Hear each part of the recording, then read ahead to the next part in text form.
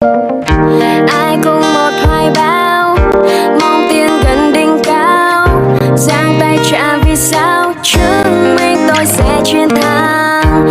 Đến lúc ta vấp ngã, khi đó chợt nhận ra chỉ có mình ta bước đi thì nhanh nhưng không thể đi xa.